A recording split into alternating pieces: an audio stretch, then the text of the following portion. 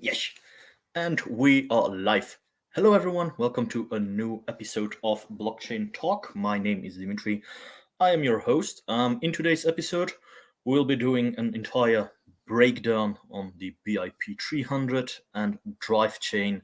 Well, debate. We're going to do a deep dive into the GitHub code, um, looking at the various sentiments concerning these Bitcoin proposals and naturally, just voice my personal opinion. That's going to be held at last. I'm going to try to be as objective as possible, though people who follow me on social media do know that I might have a biased view, that I already voiced a few opinions. I'm not going to share them now. You will see later on.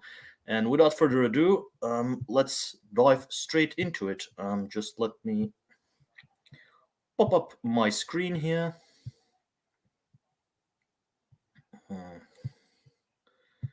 Entire screen. There we go. I'm being envisioned like that. I'm going to put it this way. So let's start with the very first article. This is going to be a very, very light introduction on what we are talking about. So BIP300 BIF debate reignites over years-old Bitcoin Drivechain proposal. Now, what is BIP? Well, that's actually shorthand for Bitcoin Improvement Protocol. Can be compared towards the various EIPs from Ethereum. All blockchains, most blockchain and cryptocurrency projects, in some way have IPs, so improvement protocols, which are native to the blockchain and would allow for developers to add certain features. So Bitcoin also has a variety of improvement protocols. However, BIP300 is quite unique. Let's head on here. So let's just read the article. As you guys can see, BIP300 BIF, that's the title, already mentioned it. A core developer has reworked a proposal to allow other blockchains to be built on the Bitcoin network and requested it be added to Bitcoin's codebase, sparking new debate over its merits.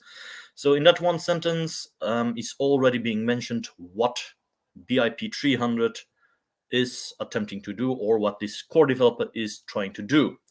It would allow a variety of sidechains to be made onto the Bitcoin main chain to be and make part of the Bitcoin network. The debate has reignited among Bitcoins over a 6-year-old Bitcoin improvement proposal to add side chains on top of the network.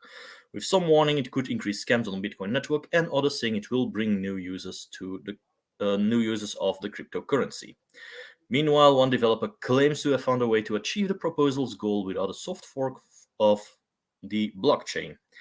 Proposal in question, BIP300, also known as Bitcoin Drivechains, was first introduced in 2017, which proposed introducing sidechains that are separate blockchains on top of the Bitcoin network. A little bit of a side note here.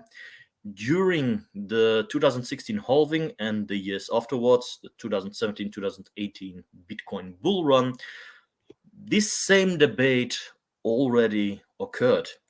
And it led to a few, let's just say, intense debates. And as a result, as one of the results, something like Bitcoin Cash has been incepted. This was done through a soft fork or a hard fork, can't exactly remember anymore. Anyways, and Bitcoin Cash is almost the same as Bitcoin as we know it.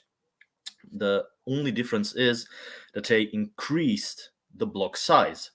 However, and I'm going to leave it in the middle if it's a scam or not, or if it's a failed project or not.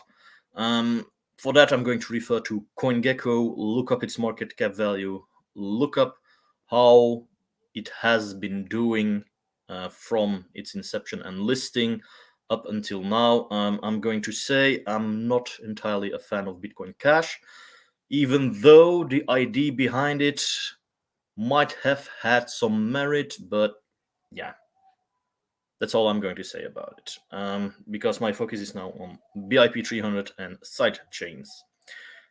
Anyway, using sidechains, that's it. Paul Stork, the proposal's author and founder of the Drivechain development firm Layer 2 Labs, which raised $3 million in December, has explained that the blockchains would allow for Bitcoin to move onto them and create altcoins. This means it will make, that's what I'm deducing from this sentence, it will make Bitcoin more Ethereum-like. In the sense that, as he said here, and which has been highlighted here, that would allow for Bitcoin to move onto them and create altcoins. Think gas fees in Ethereum. That's basically the same kind of thing that is being mentioned. The beta proposal was kicked up again on August 22nd when a Bitcoin core developer known as Luke Dashir rewrote the proposal's code and request to add it to the Bitcoin code base. Sorry for the cat in the background. BIP300 would require a soft fork of Bitcoin that would be activated by miners. Not unlike the Taproot soft fork in November 2021 that paved the way for the equally controversial non-fungible token emulating ordinals and BRC20 tokens that launched earlier this year. Now, what is Taproot? That is another Bitcoin improvement protocol, which has been launched November 2021. Of that improvement protocol, I was a fan. Basically, what Taproot did was take a variety. Say, for example, Coinbase has plenty of transactions ingoing and outgoing. Now, each and every transaction is being saved onto the blockchain. Now, what does Taproot do? Well, with each transaction comes a signature of the Coinbase, of the Coinbase wallet. Instead of putting in separate transactions, Taproot says, no, we know there's a variety of transactions with the same hash from the same sender.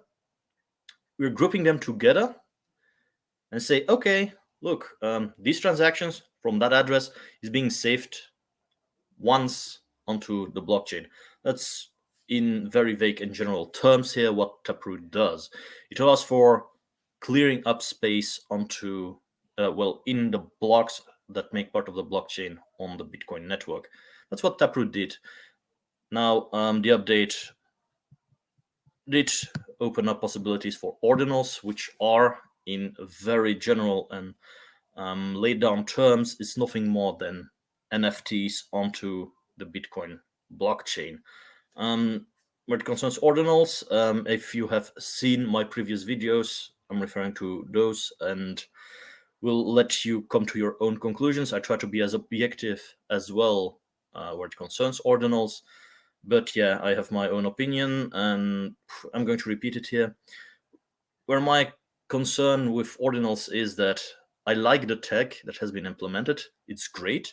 It's probably one of the best ways to create NFTs and save them.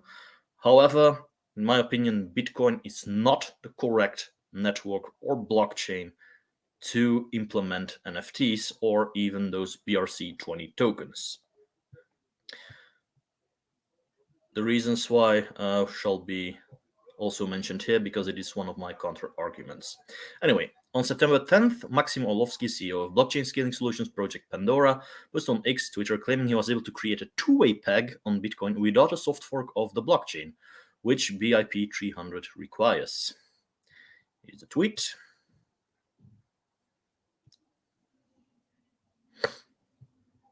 On top of the Bitcoin, so highly tech talk.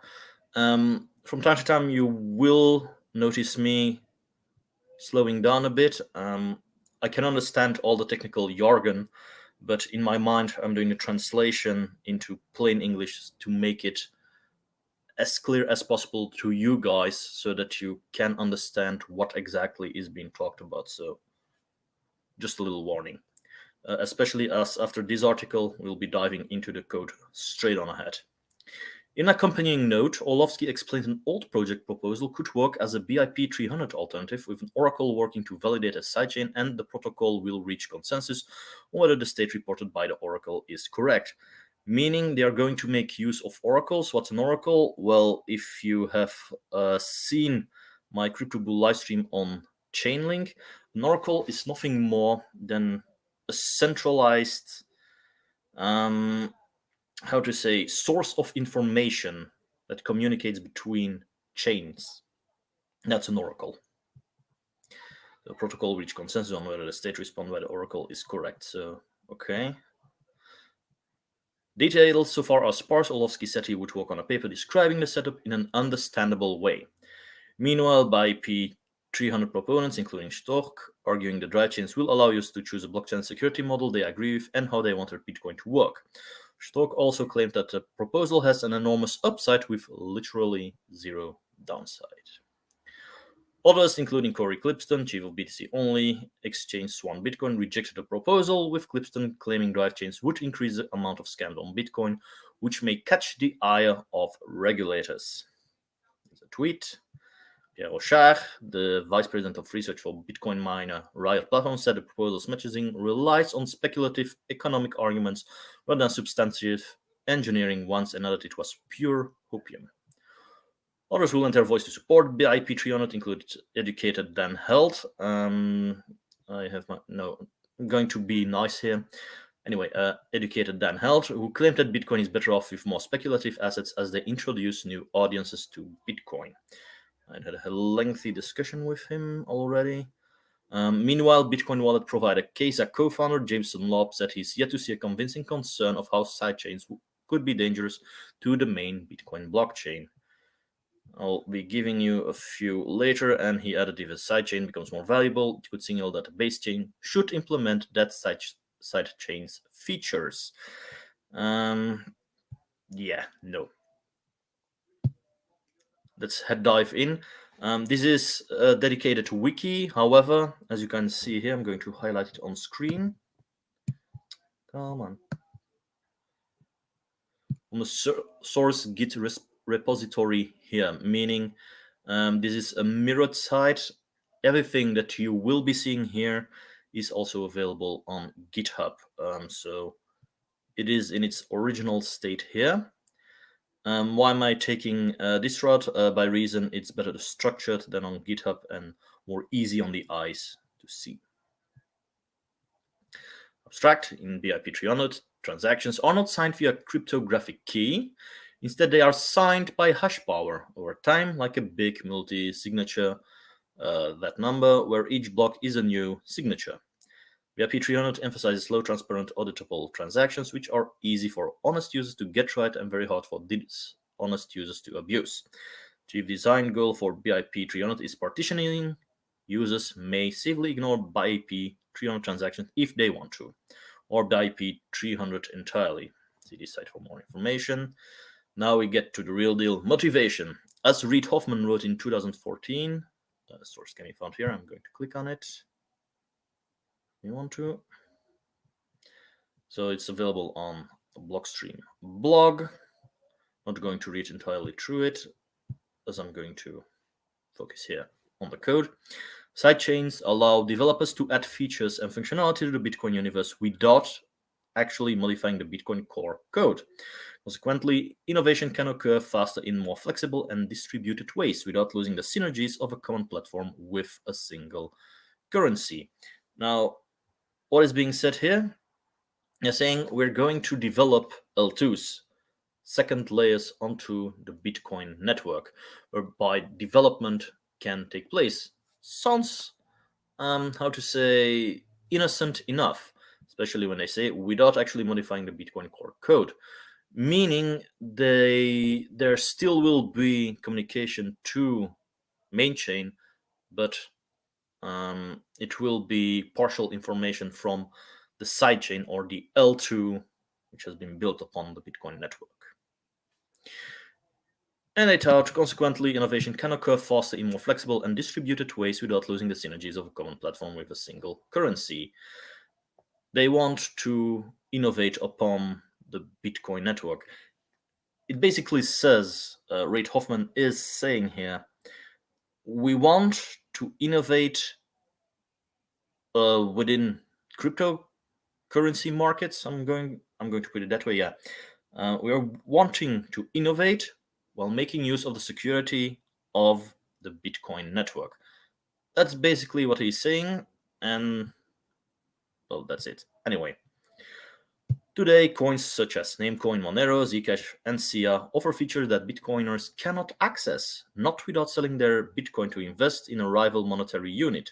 According to CoinMarketCap.com, there is now more value outside the BTC protocol than within it. According to cryptofees.info, 15 times more transaction fees are paid outside the Bitcoin protocol than within it.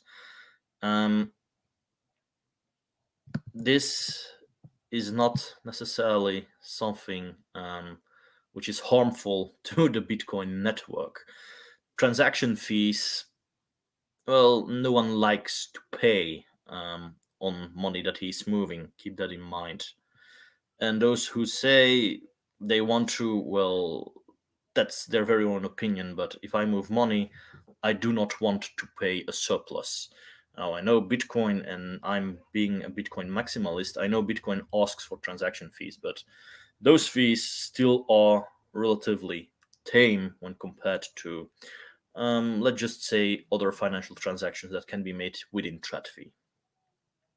Anyway, software improvements to Bitcoin rely on developer consensus. BTC will pass on a good idea if it is even slightly controversial. Development is slow. We are now averaging one major feature every 5 years. Not exactly true. Sidechains allow for competitive, benevolent dictators to create a new sidechain at any time. These dictators are accountable only to their users, and crucially, they are protected from rival dictators. Users can move their Bitcoin among these different pieces of software as they see fit. BTC can copy every useful technology as soon as it is invented. Scam coins lose their justification and become obsolete, and the community can be pro-creativity, knowing that layer 1 is protected from harmful changes. Now, I could dissect this in various sub-pieces. However, in here, it becomes quite obvious what they want to do with the BIP300 proposal. They want to make Bitcoin Ethereum-like. They want to make it as an app building platform, because basically that's what sidechains are, and that's what competitive benevolent dictators are. Each and every CEO of a coin or cryptocurrency built on the Ethereum network, for example, with Chainlink, which is built on the Ethereum network and has Chainlink God as one of the developers, Chainlink God is a benevolent dictator where it concerns the Ethereum network and his project Chainlink. I mean, other example, I believe Pepecoin was also built on Ethereum. The developers of Pepecoin are to be considered as benevolent dictators on the Ethereum network within the Pepecoin community and build. That's basically what is being said here. They want to create layer 2s on the Bitcoin network. And quite frankly, I'm opposed to that for a variety of reasons. We'll dive deeper into it later on. Specification. Let's dive into the code. The IP300 allows for 6 new blockchain messages. These have consensus significance. What is being mentioned here is how the sidechains will be created. And you will see that it will have quite a lot of commonality with how Binance, Tron, and even Ethereum go about in creating sidechains to create their layer 2s. M1, that's a message, propose new sidechain. Message 2 is a key proposal. Propose bundle is a key bundle. Deposit, transfer of BTC from main to side. That's actually a gas fee. Withdrawal, transfer of BTC from side to main, and that's the justification in order to activate it. Nodes organize those messages within 2 caches. The sidechain list, which tracks the 256 hash rate escrows. Escrows are slots that a sidechain can live in. Withdrawal list, which tracks the withdrawal bundles, coins leaving a sidechain. Basically, gas fees. Sidechain list, escrow number. So, well, you guys can read here. Is there something interesting here? No, basically, it's telling you what all the fields when you program it are telling you about. So it's quite basic here. List. So basically up here it says if they want to withdraw Bitcoin, that what are you doing? Sorry, cat. So basically, same functionality as with Ethereum and paying gas fees and withdrawing, which means swapping your native token from the side chain back towards a coin from the main chain. So basically, we're talking about trading pairs. Say, for example, BIP300 was implemented on the Bitcoin network.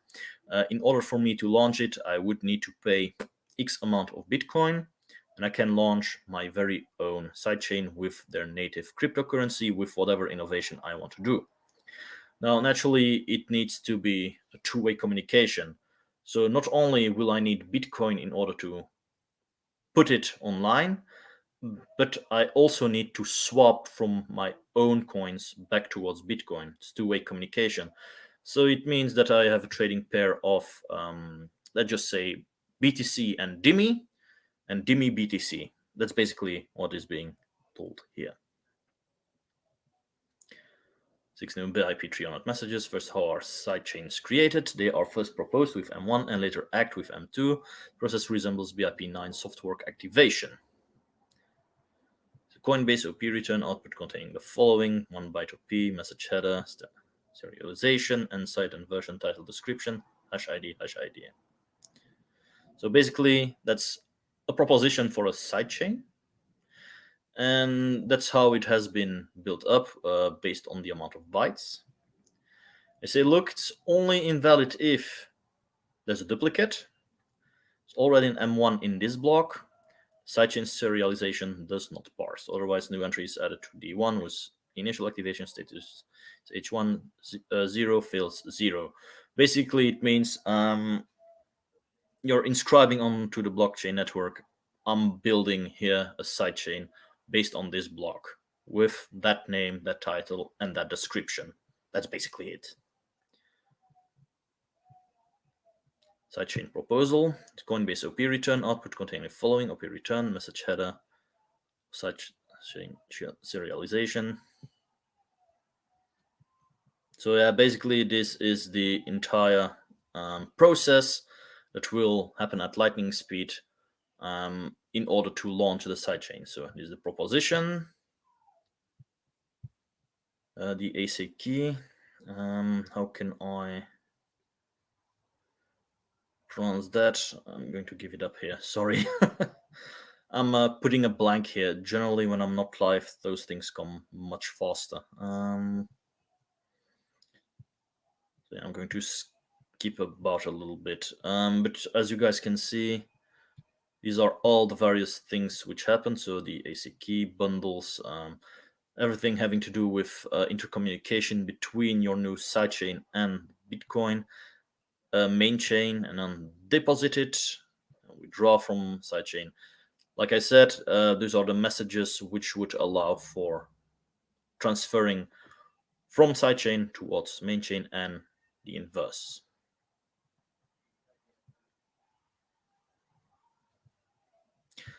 As a soft fork, older software will continue to operate without modification. Non-upgraded nodes will see a number of phenomena that they don't understand. Coinbase transactions with non-transaction data, value accumulating in anyone can spend 2 tokens for months at a time, and then random amounts leaving the UTXOs in single infrequent bursts. However, these phenomena don't affect them or the validity of the money that they receive. Like bonus note that sidechains themselves inherit a resistance to hard fork. The only way to guarantee that all different sidechains will always report the same bundle, yada yada yada. References, credits, and these are the guys who have contributed to the discussion and the code itself. Basically, well, that's another article. Still controversy among developers. So basically, BIP300 and BIP301, as we have just read with the code, are talking about Drivechains. Come on. Like merge mining, such as a holy grail upgrade to Bitcoin. Basically, I'm not going through this article again. Pick out mechanism, trust, yada yada yada yada. This is another article. Let's dive into this one. So basically, what we have learned from the code is that basically they want to make Bitcoin more Ethereum-like. How they do so? Well, we have seen the code. They do it through messaging. More experienced programmers than me can validate, verify all what is being done here, and probably look for a variety of exploits. Why am I talking about exploits? Well, consequently, they try to make it Ethereum-like. And Ethereum, well, through smart contracts and through a variety of messages, has had several exploits which need to be fixed. It occurs quite frequently still, even during the bear market. The variety of chains got compromised, and exploits were found, and a variety of wallets drained.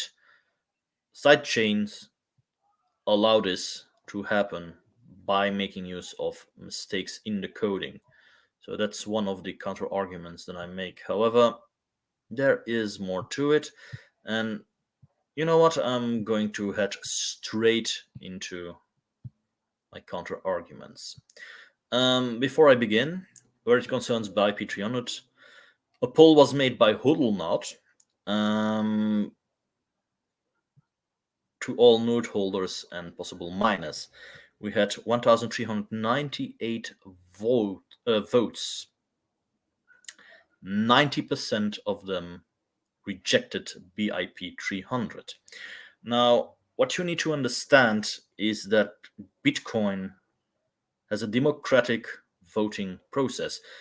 And of course, you can nullify this result from HODLNOT by saying, look, it's not being done on Twitter. It is mere opinion of bloggers and tweeters and influencers, yada yada yada yada. However, you must understand BIP300 is something quite technical already in a niche market because, let's face it, cryptocurrency and the crypto market, we're still early, we're still young, and not too many are familiar with the tech as I do, as well as some others. So when you see something like that, will your node run BIP300? You must already know what BIP300 is about. And quite frankly, the results speak of themselves. 90% rejected it. However, does this truly reflect the miners and the people who are running a node like myself? I also mine, of course. Not exactly. However, as you guys can see, I did vote no. I am but one person, and there are thousands upon thousands of other node runners and miners. But still, the results do give an indication. And consensus within the Bitcoin network is all telling. There's a reason there exists something like a 51% attack. You need 51% hash rate in order to overtake the network. You need a majority of votes from the miners in order to push through a BIP proposal, so a Bitcoin improvement proposal. You need a majority of miners agreeing with it. Otherwise, it is being rejected. Plain and simple. And that's a little bit one of the issues we saw here. Safely ignore, and that's not it. It's this. That's a little bit of the trouble.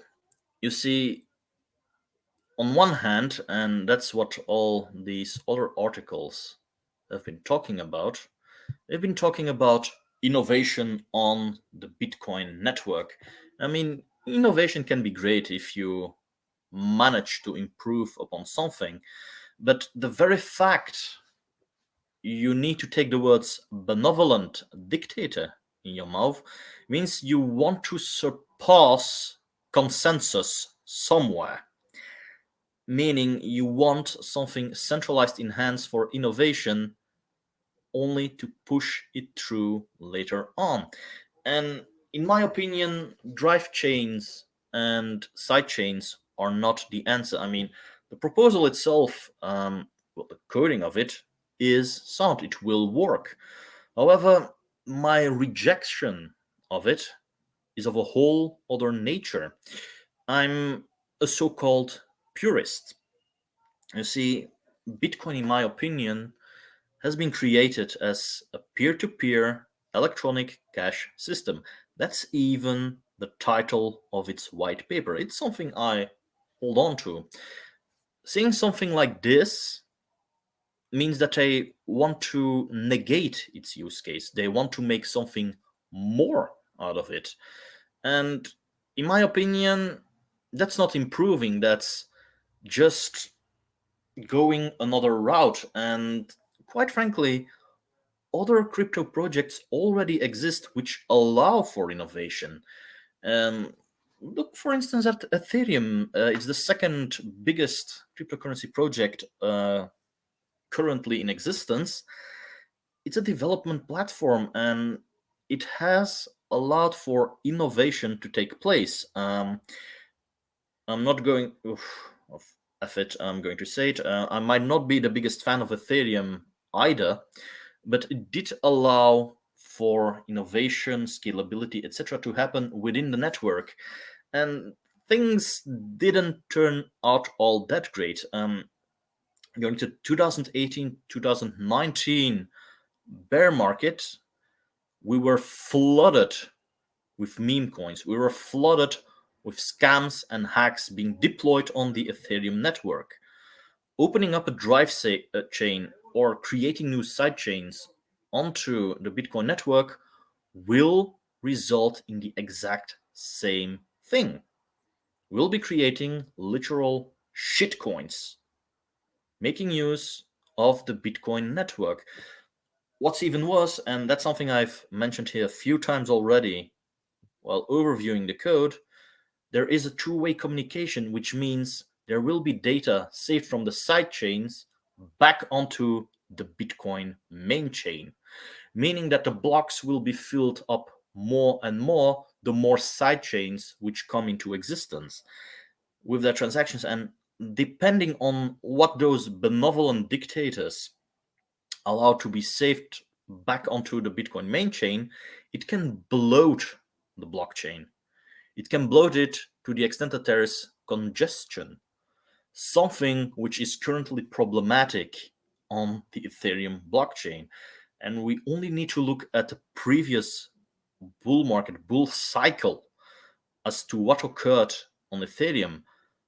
The gas fees, transaction fees, were way too high. For moving a few tens of dollars worth of Ethereum, you had to pay hundreds of dollars. It was a broken chain. Many people couldn't move their Ethereum or even their altcoins, which were built upon the Ethereum network, which means that its market cap became overinflated.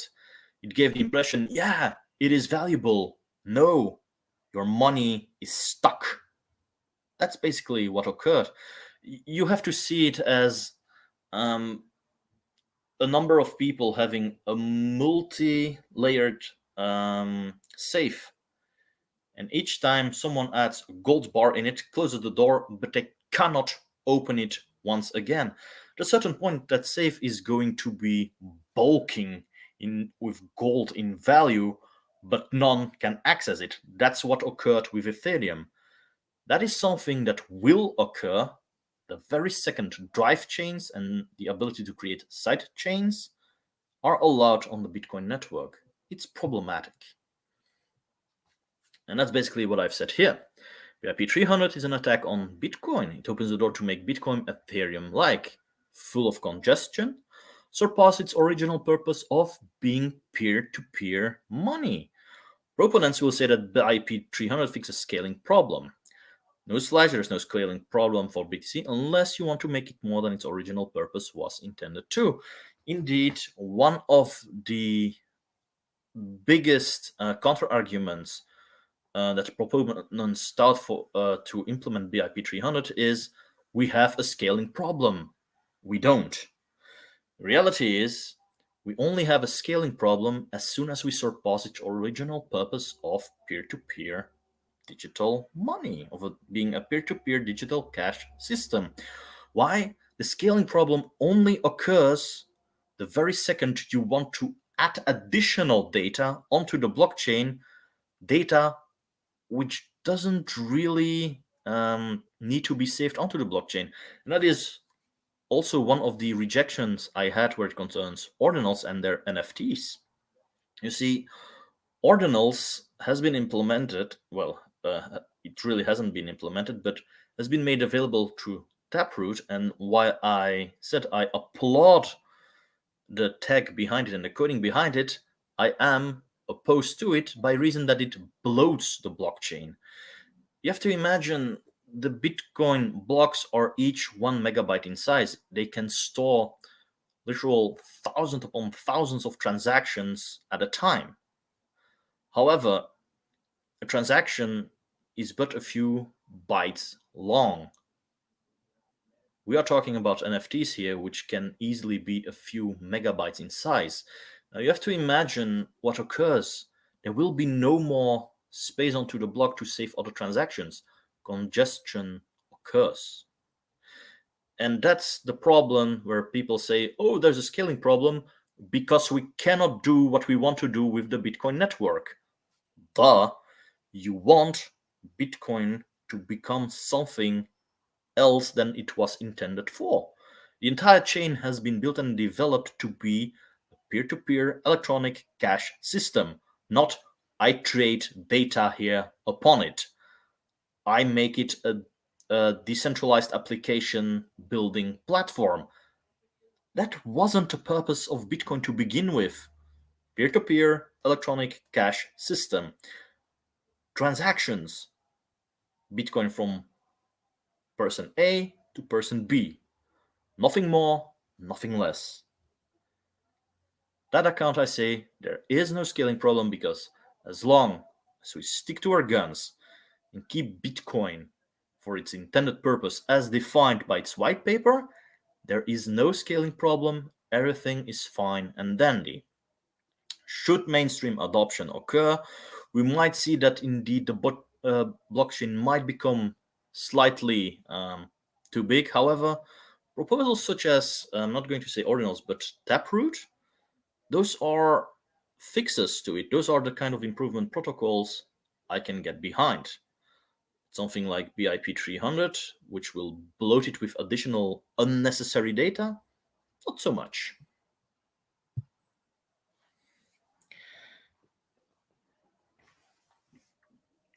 So this is a little boiled down plain English version. So I'm going to repeat what we have learned today, but in more, in less abstract terms. Explaining BIP300 and Drivechain to plebs. Imagine Bitcoin network being the roads you drive on. Imagine that each transaction you make is a car. When you make a transaction, is your Bitcoin moved from point A to B. BIP300 is like an independent contractor in aviation deciding that the roads shall now be used for his airplanes to land and drive on. The airplane sizes ranging from small two-person planes to fully fledged Boeing 343s carrying tremendous loads. He fails to realize that the roads of the Bitcoin network were never designed to carry this load. As he is an independent contractor, does it mean that he will allow multiple aviation companies to make use of his services? He tells all other drivers that there is no worry as they can always opt in and out with the many aviation companies he represents. This is as clearly put as it can be. You have to understand that the independent contractor in aviation is synonymous with benevolent dictator. Because he is benevolent, he is a good guy. Because he says, yeah, you can always opt in or out, doesn't matter, but I'm going to make use of the roads. Okay. The airplane sizes ranging from too small refers, well, the airplanes here in this example, refer to the side chains. Because at this point, Bitcoin is like a road where cars are driven on. If you have layer 2, well, it's built on top of it, meaning there's another layer. Next layer on top of the road is the air, so airplanes. Quite simple. He fails to realize the roads of the Bitcoin network were never designed to carry this load. No, roads were designed for cars and trucks and lorries, not for airplanes. By reason airplanes in width are much larger than a simple car or even a truck. I mean, just compare the width of a two-person plane or even a Boeing to a simple car. It doesn't make sense that they use roads dedicated to cars. Quite simple, isn't it? And actually, to carry this load. And with that, I'm going to refer towards the Boeings in this example. A Boeing is several tons in weight. Now, on a standard road, there might not immediately be a problem, but if you cross a bridge, there is a maximum load to carry, and the bridge might collapse with the plane as well. So that's the kind of thing, visual speak I'm referring to. And actually, because he's an independent contractor, benevolent dictator, and this is basically a non-argument. As he's an independent contractor, he will allow multiple aviation companies to make use of his services, meaning that plenty of people can start building with sidechains. In itself, nothing bad, but it does increase the load that those roads need to carry. It means congestion, it means more and more people. The road will become full of not only cars and trucks, which normally make use of that road, but as well as varying airplane sizes, making everything quite problematic. Congestions, roadblocks, etc. That's what you need to imagine what is being proposed here. But he's benevolent and says he tells all auto drivers that there is no worry, as they can always opt in and out with the many aviation companies he presents. Because sure, in real life we all have a car, and we can all take a plane towards wherever. However, you might say it is personal choice to step into an airplane to go from point A to B. It's entirely correct. You can, for the same reason, step into a car. The problem here is not so much that you have the choice of opting in or out. The problem here is they are going to make use of an infrastructure which was never intended to be used in such a way. That is the base reason why BIP300 should be rejected, why it doesn't make sense. And it is not something that the developers are bad at their jobs. It's quite simply, as I put it, it surpasses the original purpose of Bitcoin. If you want to make an improvement on Bitcoin, it needs to be in the same spirit as to why the white paper has been written. It needs to be in the spirit of its use case, and not in adding something additionally. It needs to be something that strengthens it. Taproot strengthened Bitcoin by making more block space available. Sadly enough, ordinals was implemented, which more or less negated that advantage, which is a shame. But it was made with the intention of improving on its use case. BIP300 does away with all that and says, look, we want to innovate more quickly and we want to allow to it to become something more than a peer-to-peer electronic cash system. Sorry, no. Anyway, There has always been the possibility to build fast-paced projects on Bitcoin. BIP300 is an improvement which would allow building on Bitcoin by bypassing established consensus, thus opening the floodgates for bad actors to push through scams, rug pulls, and fundamental changes that can congest and break the blockchain. Why am I saying this, and what is the reason behind it? Well, BIP300 is an improvement protocol that says we make it chain-wide, meaning it becomes fundamental to the Bitcoin network. Like I said, for the last 10 minutes or so, with the previous tweet, they are trying to make Bitcoin something else. They want to try to make it into something Ethereum-like and, well, bypass its original use case. But what do I mean with there always has been the possibility to build fast-paced project on Bitcoin? I'm going to refer to something like Lightning Network. That is a layer 2 already existing and making use of the Bitcoin main chain. Those who do not know what Lightning Network is, Lightning Network allows for faster transactions on the Bitcoin network. It is as well an optional opt-in or out.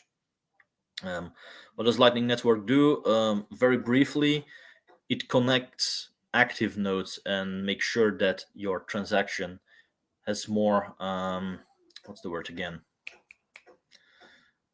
Has been seen more quickly by more nodes in a shorter time frame, by which the transaction can be validated, picked up, etc. That's what Lightning Network does. It's an L2 built on Bitcoin. It didn't make use of BIP300, but it is existing, and it makes use of the Bitcoin main chain.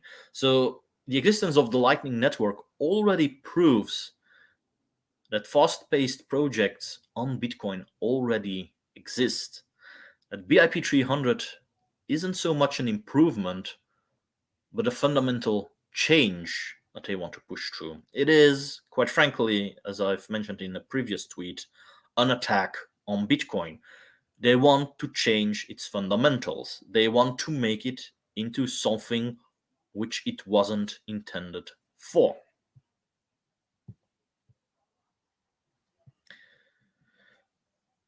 Bitcoin Ekasi don't understand all technical complexities of BIP300, but it seems to introduce complexity at the base layer. My use of Bitcoin is relatively simple, and the added complexity doesn't seem to improve that simplistic use case. Grateful that there's a significant pushback on this. If I'm wrong, I'm happy to learn. And I'm quoting this here because there was a little discussion going on between me and others.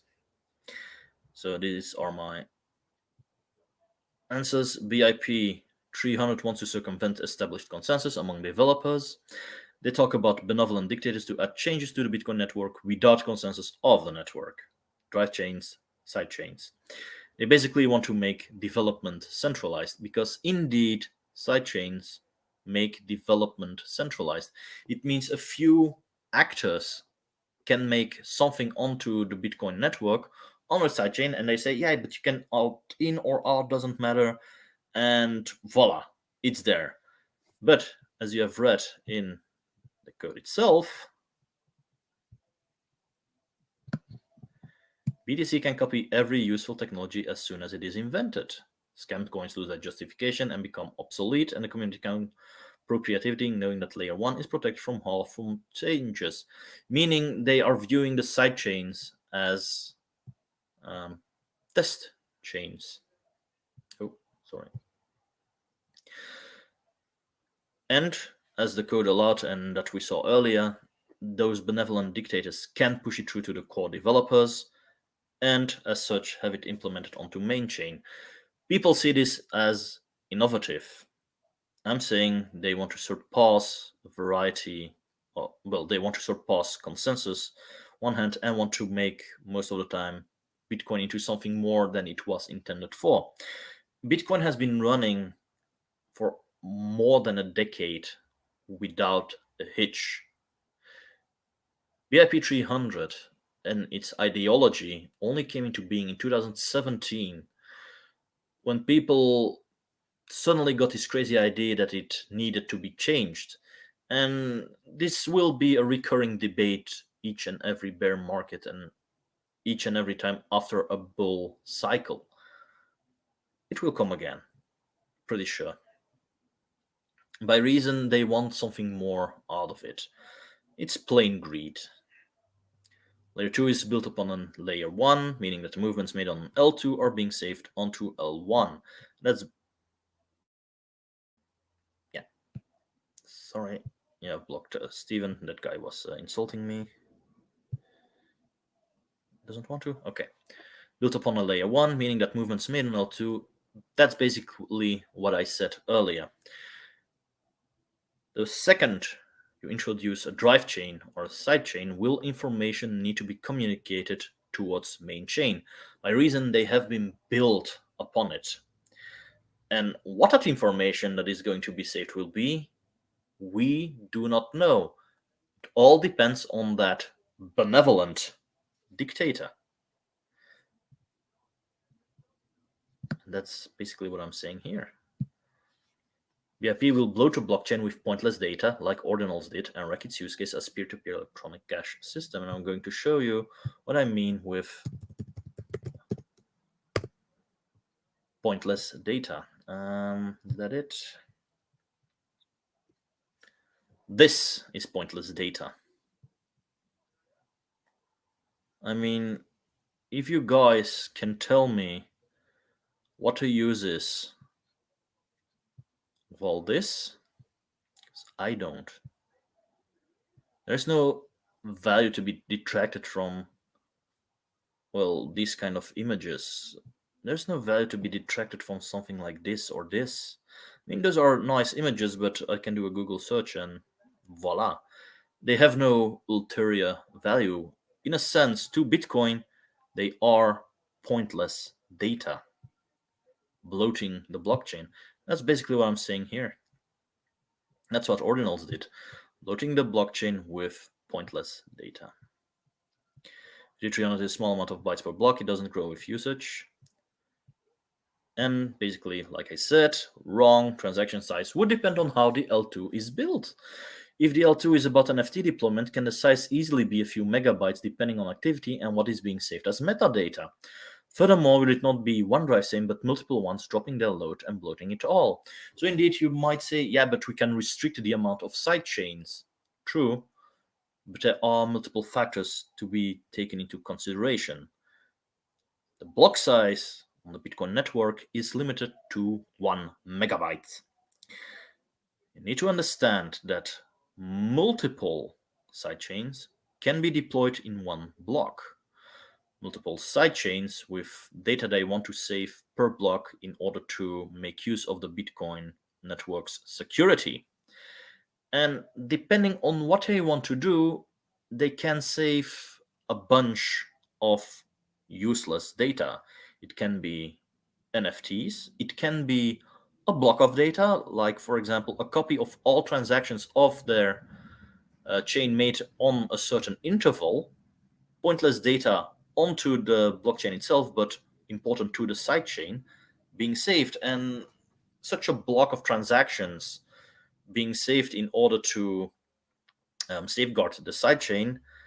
Well, in itself, technology-wise, programming-wise, it's the same decision, but it is pointless data for the Bitcoin blockchain because it wasn't foreseen for that. It's an additional inscription which is going to take up space on the Bitcoin network's block, whereby other transactions can no longer be saved because of, well, limited spacing. That's basically one of these issues which can lead to congestion. So on that note, those are my counter arguments where it concerns. To remove this one, BIP300 and Drivechains. I hope you guys found this deep dive quite interesting. Naturally, I am open for commentaries, questions, etc. You can leave them, well, no longer in the chat, but in the comments down below, or even reach out to me on my social media. With that, I want to thank you guys for joining me with this live stream. And, well, until next time. Bye. Oh yeah, naturally, I'm going to do the usual rant here. Please like, subscribe if you like my videos and content I create, yada yada yada. Everything's down below in the comments. Always forget that part. I'm way too focused on Bitcoin and education here. Anyway, until next time. Bye.